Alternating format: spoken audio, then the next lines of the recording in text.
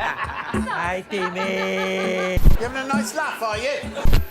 I mean, it's Christmas. It's Christmas morning.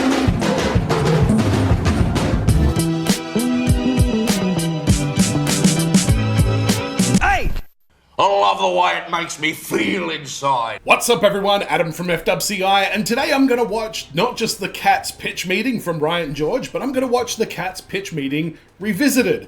I haven't seen the pitch meeting at all, but I did watch the movie. I subjected myself to it a few weeks ago, and I know all about Mr. Mistopheles, and I know all about old Deuteronomy and her licking her own butthole. I know all about James Corden being a fat cat. And can I just say, the character of McCavity, he was more than just like a villainous cat. He was a Director, DJ, producer, and I'm a cat. But it will be fun to watch the pitch meeting and then get some extra thoughts from Ryan George at the end. So let's have a look at Cats pitch meeting revisited with Ryan George. And then stick around after, because I'll talk about it and whatnot. While you're doing that, I'm gonna draw a cat.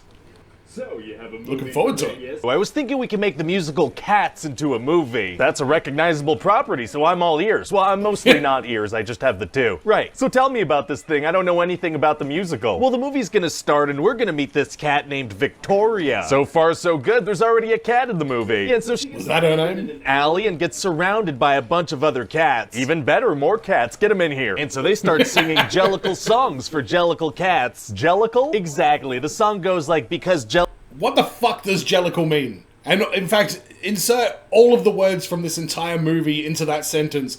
What does any of it mean? What does it mean? Jellicles can and Jellicles do, and Jellicles can. Right. But what does Jellicle mean, though? Jellicles, they can and they do, so they do and they can. They're Jellicles. Is it like short for angelical, like angelic or something? No, it's just a Jellicle. Jellicle. You're just gonna keep saying the word Jellicle over and over again with no explanation? That's right. We're just gonna keep saying the made-up word Jellicle and not provide any context or Makes explanation. sense. Oh, very confusing. At one point in the movie, one of the cats is gonna tell another cat, "You truly are a Jellicle cat." Wow, well that sounds like a nice moment, or a completely neutral one. I don't know. I don't know either. Wow. So then we're gonna find out that all these cats are competing for a prize because there's a Jellicle moon. Oh, so the moon is Jellicle too now? Of course the moon is Jellicle. This is like full-blown PTSD. Hearing the word Jellicle this many times in such a short time frame is genuinely getting my heart rate up. Cool. I just wish you could provide literally any explanation. Well, I'm not gonna. The moon is Jellicle, and you're gonna have to deal with that. Fair enough. So what's this prize that they're competing for? Death. Oh my god. The sweet release of death, so they can be is death? reincarnated and start a new life. That's extremely dark. All these cats want to die? Oh, they would just love to die, yeah, for sure. So what's like the plot of the movie?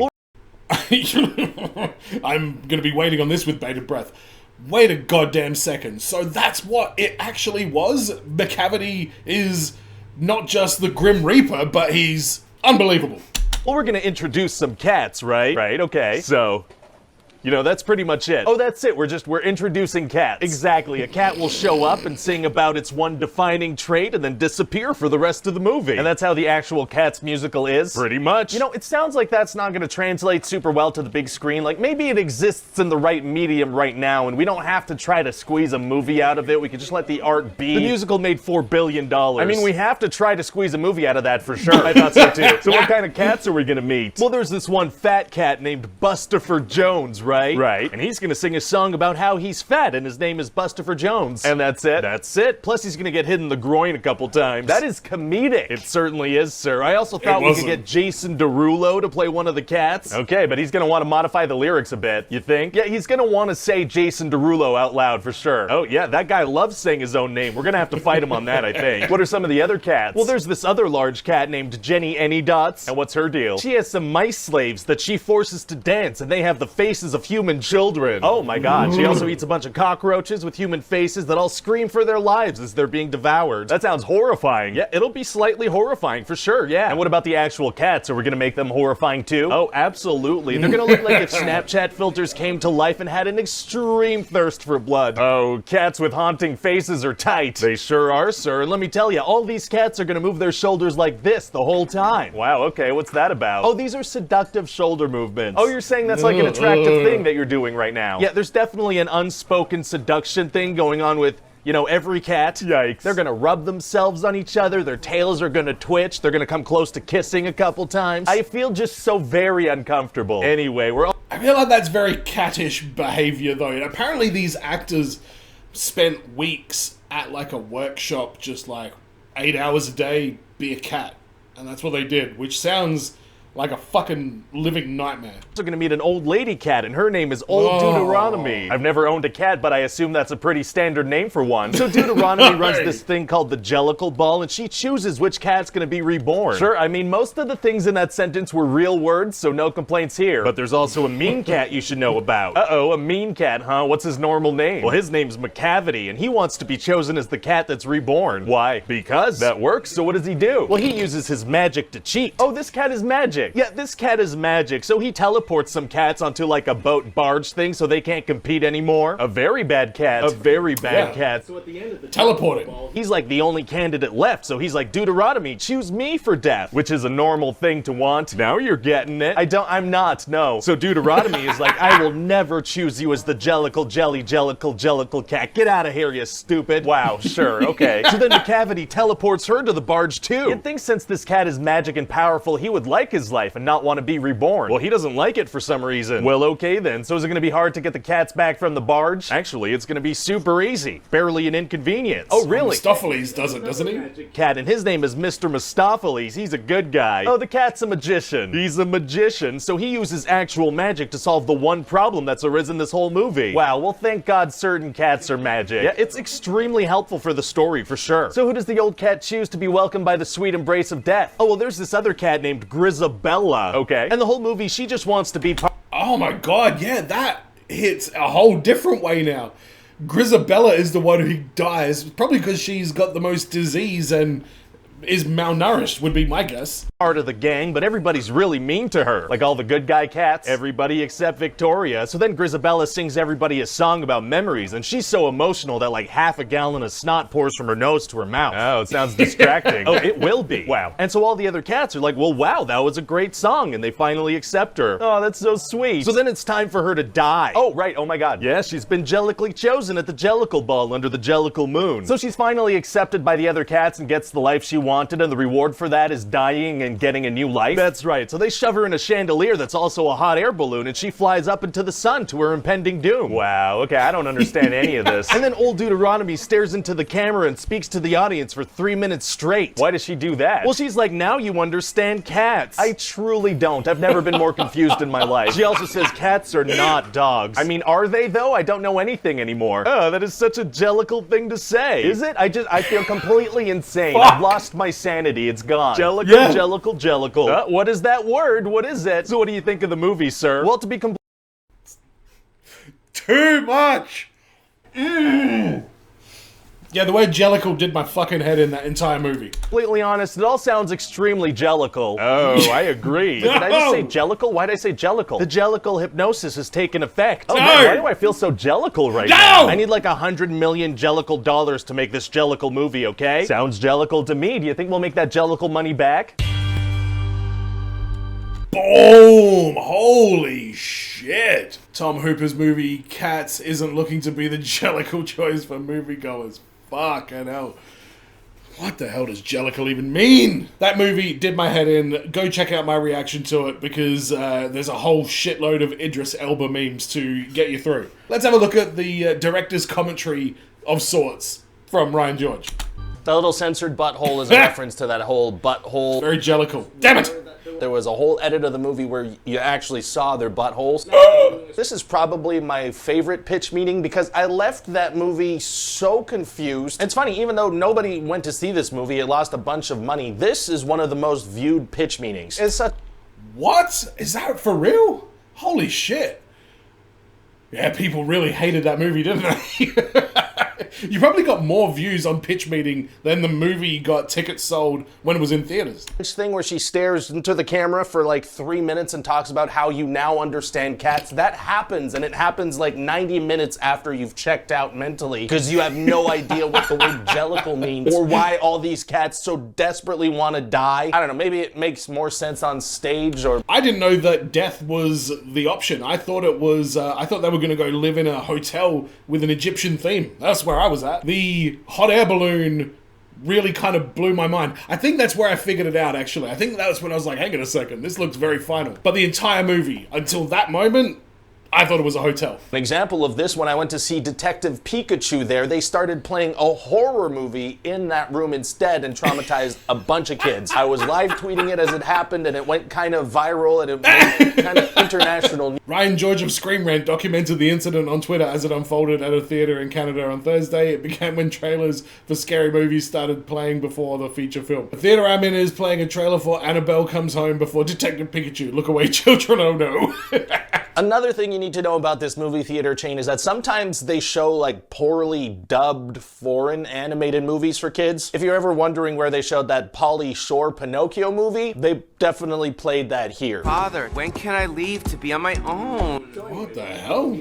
And I look at the screening times for Cats, and there's kind of a lot of screenings of Cats. It's kind of like when an Avengers movie comes out and it just takes up all the screens. It was like that, but for the musical movie. Ooh, bad choice. And I see this poster right here for a movie called Cats. And a quick Google search reveals that this was originally a movie in Mandarin that's been poorly dubbed into English with Dermot Mulroney. Having lived through the Detective Pikachu horror show, I knew that they were not gonna manage this well. And sure enough, we got into the screening for the feline sexual movie Cats, and there were just so many young kids in there. Which means that the 15-year-old at the box office asked no follow-up questions when these people with their young children asked to see Cats. They just gave them tickets to this one. Or maybe they asked a follow-up question and they were like, which Cats? And the parents were like, the one with the animated cats. And they were like, yep, we got that. So the movie starts playing and there's just an energy shift in the room. All these kids are very confused by like this vibrating Jason Derulo, Ian McKellen licking himself, everyone's twitching. And that was followed by a mass exodus. About 90% of the people in that room left. It was a slow trickle and then everyone was kind of like, no. And then I don't know what happened to these poor people. I hope they made it to Dermot Mulroney's Cats. But whatever happened, I know that on the drive home, they probably had to answer a couple of questions about feline horniness. And so, in conclusion for me, that was probably the most entertaining part of the movie Cats. Question time. Do you feel that because of pitch meetings it has stopped you from enjoying a movie without having to break it down? Love these videos. Please don't stop. In general, yeah, a little bit, because the movies that I'm watching them because I have to do pitch meetings for them. But I am able, if I'm watching a movie that I know I'm not pitching, I am able to just... What, put a bolt in your head? What the fuck? You know? I've been a huge fan of pitch meetings for a while, and I've been loving these revisited ones. I have a question. Do you make these videos one at a time from beginning to end, or do you have several that you're working on at different stages of development simultaneously? One at a time, baby! I don't think I have the mental capacity to multitask in that way. Yeah, I'm the same. Other reactors will watch like an entire TV series and then like do the editing after the fact, but I can't do it like that. I need to like watch something and then edit it, not like immediately after, but like before I do any more episodes. Like if it's something like What We Do in the Shadows, it's like a short show or something, I might do 2 or 3 episodes of that at a time, but I certainly can't do entire series or anything like that and then go back to it, because when you go back to edit the first one, that's when you start to realize like, oh man, is this the episode where this happens? Because you do a lot of micro planning during recording reactions as well. So I'm with him on that. I wouldn't be able to do multiple projects at the same time. It's done, and then I never think about it again. Hi, Ryan. I have a question. Can you please not answer this question? Thanks. No, I can't do that. Okay, bye. See you next time. I'm shocked that that's one of his highest viewed pitch meetings, because, yeah, it was a bad movie, and by the looks of things, a lot of people didn't see it. Not me, I did see it, and I'll talk about this as well. I think I mentioned this on the channel a few times. I kept putting, the reason I watched it is because it was in my Patreon movie poll, and I've been putting it in there every month, written Cats, and then in brackets, you don't have the balls to vote for this. And it's multiple votes, so people can do whatever they want.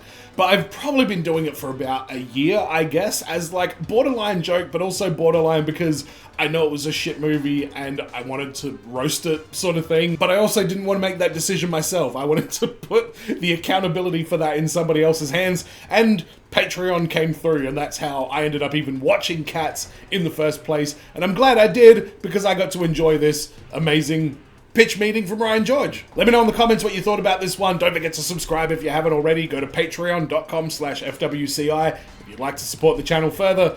And as always, everyone, be well, stay safe, look after your friends, ta-ta, farewell. McCavity? That's Idris Elba. I'm a cat, director, rapper. I'm a registered chiropractor. Got a farm, I could drive a tractor. I don't know what I'm expecting when the acting part of this movie starts. Tickle cats, allegorical cats, metaphorical cats, statistical cats. Statistical cats? There's no one like McCavity. Alright, well, tell us all about it, Idris. Bitch, I'm Idris Elba. Yeah, I'm a major factor. DJ, dancer, writer, actor. Come on! Cat got your tongue? Really? We're starting there? Come to the... Do I need to look up what the word Jellicle means? I feel like we're going to hear that word a lot in this movie. You know that I'm sensitive about my size, okay? And yet you... And we'll try again, shall we? Yep, okay, nice and good. So he's playing himself in this one. Got it. Thanks, Oh, I don't like. I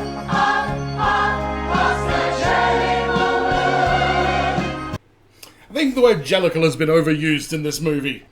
Wait, what is going on here? Oh! Up, up, up! Heavy side, here I come! I'm Idris Elba. I'm a director, DJ, producer, and I'm a cat. So we don't get to live in a hotel? I'm so confused.